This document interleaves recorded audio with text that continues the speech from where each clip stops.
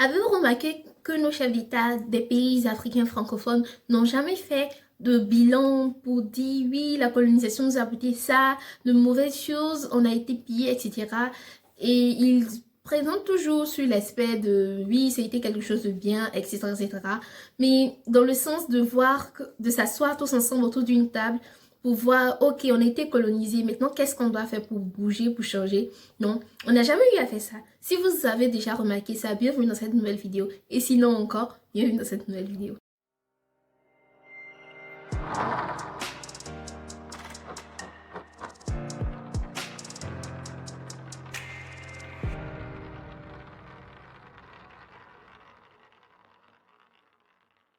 Salut les amis, bienvenue dans cette nouvelle vidéo. Aujourd'hui, on va parler de l'après-colonisation. Ça fait maintenant 60 ans que nous avons été colonisés et on va essayer d'analyser l'état de nos pays. Quel apport que la colonisation nous a apporté, quels éléments la colonisation nous a enlevés. Mais avant tout, je demanderai de t'abonner à la chaîne pour ne rater aucune nouveauté. Surtout de ne pas oublier d'activer la cloche de notification. Ok? Good. La colonisation nous a apporté beaucoup de changements. Elle nous a secoué du haut en bas, en passant par notre culture, à nos idéologies, à nos manières de penser, à nos manières de nous vêtir. Et elle a vraiment eu un coup fort et cela a perduré sur plusieurs générations et ça a été facilité par les médias, par nos parents, etc., etc. Et surtout par l'école. Le facteur de colonisation 3.5, je vais le dire comme ça. Ces changements ont été très néfastes pour nous, vu qu'il y a eu certes quelques aspects positifs en griffe parce que les intentions de ces personnes-là n'étaient en aucun cas pas bonnes. Il y a eu des aspects positifs, comme je le dis, en griffe. Il y a des choses que nous ne connaissons pas, qui sont venues à nous. Ça, on peut dire, traiter ça de positif, mais on ne dira pas généralement que la colonisation a eu un aspect, un avantage pour nous. Vu qu'elle nous a déstabilisés, qu'elle nous a fait changer déjà nos manières de penser, nos manières de voir le monde, nous a déracinés totalement. Et là, on ne pourra pas venir dire que oui, la colonisation, elle nous a aidés. Elle ne nous a pas vraiment aidés. Comme je le dis toujours, c'est dans l'intention que réside la chose. Par exemple, on prend un enfant. L'exemple que je vais donner, il est très drastique. Si, par exemple, il y a un enfant, il vient au monde et ses parents, ils ne font que le nourrir mais dans l'intention de le tuer. C'est la même manière que la colonisation. Ils nous ont apporté des bonnes choses, on va dire comme ça à l'école, ils nous ont apporté d'autres choses que nous n'avions certainement pas, mais c'était pas dans l'intention de nous aider, mais non, dans l'intention de nous voler. Et ça, c'est pas bien, c'est là qu'on voit que l'acte n'était pas bien, n'était pas du tout bon. Pour ceux qui ont eu à étudier en Afrique, qui ont eu à faire le primaire en Afrique, on nous disait au primaire que dans nos livres d'histoire que la colonisation était bénéfique, elle nous a permis de nous civiliser, elle nous a permis de voir le monde, de connaître une bonne civilisation, d'être des personnes civilisées quoi. Mais ces livres d'histoire là, je me demande si ils sont écrits par des Africains pour des Africains ou bien, je sais pas, je les mets totalement en question, je les remets en cause ces livres là. Parce que depuis ton enfance, on te dit ce genre de choses, mais qu'est-ce que tu deviens? À quoi tu penses? Et en plus de ça, nos télés, nos chaînes de télévision sont colonisées. Vu qu'on ne fait que nous balancer des films de l'Occident, je vous mets là pour voir la vidéo sur le coloring, ce que ça produit, ce que ce fait a produit en nous. Les changements qu'on a bien pu observer au cours de ces 60 dernières années sont nécessairement plus pressants, plus grands au cours de ces derniers moments-là. Il y a cette grande expatriation des jeunes africains qui veulent quitter le continent, qui veulent fuir le continent parce que ce n'est plus supportable de vivre ici. Il fait chaud à tous les aspects. Et il y a ça, l'expatriation, il y a les guerres sanglantes, de nombreuses guerres. Il y a combien de guerres dans chaque pays? Chaque année, il y a probablement chaque année dans un pays, il y a une guerre. Et pourquoi? Parce que il y a un chef d'État qui doit venir, il y a le système politique qui n'est pas adapté à nous, il y a le système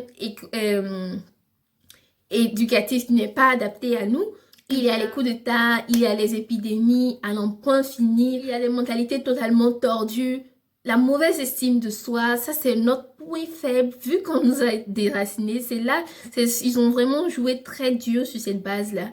Et il y a nos chefs d'État qui ne veulent pas le bien du peuple. Ils se nourrissent eux-mêmes. Ils veulent manger, comme on le dit dans le jargon ivoirien. Ils veulent manger seuls. Ils se groupent pour dire. Au final, on dira que au cours de ces dernières 60 années, on n'a pas d'État développé et ni souverain. Nous ne sommes pas capables de prendre les décisions nous-mêmes. On attend toujours les décisions de quelqu'un pour pouvoir signer, pour pouvoir faire quelque chose. Et là, ça doit vraiment changer. Les jeunes amis, les amis, on doit vraiment faire bouger les choses. Tout part par les élections. Si on veut vraiment faire bouger les choses, tout part par les élections. Les élections, en 2020, on a dit oui, il y a les élections dans presque combien de pays africains, les choses vont changer, mais bon, il y a la plupart des pays africains qui ont déjà eu à faire les élections. Ce sont les mêmes éléments qu'on déplorait qui sont là. Donc, les pays où il n'y a pas encore eu d'élection, les jeunes, regardez les candidats, regardez le programme qu'ils fournissent, les programmes qu'ils donnent, les programmes qu'ils proposent. Ne regardez pas l'appartenance ethnique, ne regardez pas l'appartenance religieuse. Ça, c'est un aspect encore, le tribalisme, qui nous divise au maximum. Ne regardez pas ça. Ne pensez pas que oui, bon, lui là, il est Yacouba, donc moi je ne le vote pas. Non. Regardez ce que le Yacouba, il propose comme programme. Qu'est-ce qu'il dit, le Yacouba? Ok, on doit faire ça. Si ce qu'il dit, ça te convient, tu penses que c'est bien, ça va apporter quelque chose au pays, tu votes. Mais ne vote pas pour pouvoir... parce qu'il n'est pas guéri, donc je ne vote pas, comme il est Yacouba. Cette mentalité-là, elle doit changer, elle doit être détruite dans notre génération. Parce que nous sommes la génération consciente, femme consciente, n'oubliez pas l'hashtag. Nous sommes la génération consciente et nous ne devons pas faire les mêmes erreurs comme nos parents. Cette génération-là, elle va s'éteindre, c'est fini. Mais nous sommes la génération consciente. On sait que oui, le tribalisme, c'est pas vraiment très bon, vu que ça envoie les guerres tout le temps. Donc, vraiment, faites vraiment très attention. Je crois que la Côte d'Ivoire n'a pas encore fait ses élections. Et encore, quel autre pays, je ne sais pas. Vous pouvez me dire quel autre pays en Afrique qui doit faire des élections cette année. Pour pouvoir partager la vidéo aux élèves, aux jeunes de ce pays-là, pour qu'ils puissent voir, ne pas voter le gars parce que oui, c'est mon oncle, quoi. Non, on quitte dans ça. Là, j'ai pris le point politique. Au point politique, déjà les élections, c'est là qu'on doit commencer à frapper fort. Et encore, à un autre niveau, au point personnel, qu'est-ce qu'on peut bien faire? Qu'est-ce qu'on peut bien faire au point personnel? Là, il faut vraiment déjà jouer sur la corruption. Parce que la corruption, c'est un facteur encore qui nous appauvrit. J'ai déjà fait une vidéo sur la corruption, je vous la mets là, où j'avais porté ce même habit. Je vous mets là et vous verrez à quel point la corruption nous ronge, nous détruit. Vous verrez que oui, je suis aussi coupable. Et aussi travailler sur notre personne. Parce que tout part par nous. Travailler sur notre personne dans le sens de revoir notre estime de nous. La plupart des Africains n'ont pas confiance en eux. Ça, c'est vraiment très triste. Et je ne vais pas dire seulement les Africains, on n'a pas confiance en nous. C'est tellement difficile. Souvent, quand je parle avec mes amis, c'est toujours ce problème de confiance en soi. Quand on est ici, les gens nous traitent comme ça, mais c'est juste parce qu'on n'a pas confiance en nous, vu qu'on n'arrive pas à s'estimer et à s'affirmer. Si tu n'arrives pas à reconnaître ta valeur, tu ne peux pas te vendre. Tu vas te considérer à 25, oh, tu coûtes 100 000 francs. Donc, essayez de voir. Travaillons sur notre estime de nous-mêmes. Il y aura des vidéos qui viendront dans ce sens-là pour pouvoir nous aider à nous changer, à devenir de meilleures versions de nous. Il y a déjà d'autres vidéos que j'ai déjà fait dans ce sens. Je vous mets encore dans le i là. Et on travaille sur nous parce que tout part par là. C'est la base. Si les individus au sens singulier ne sont pas bien, le pays n'ira pas bien, quoi, je vous assure. Et ensuite, la famille, parce que c'est la famille qui est le socle d'une société. Donc, ensuite, l'individu, la famille et les familles, et là, ça va, quoi. Donc, essayons de travailler sur notre personne. C'est là qu'on sera vraiment indépendant. Les élections, c'est là qu'on peut bouger au point politique, vu que nous sommes dans des démocraties, et travailler sur nos personnes, devenir des meilleures personnes. C'est comme ça qu'on peut essayer de faire bouger les choses pour ne pas que...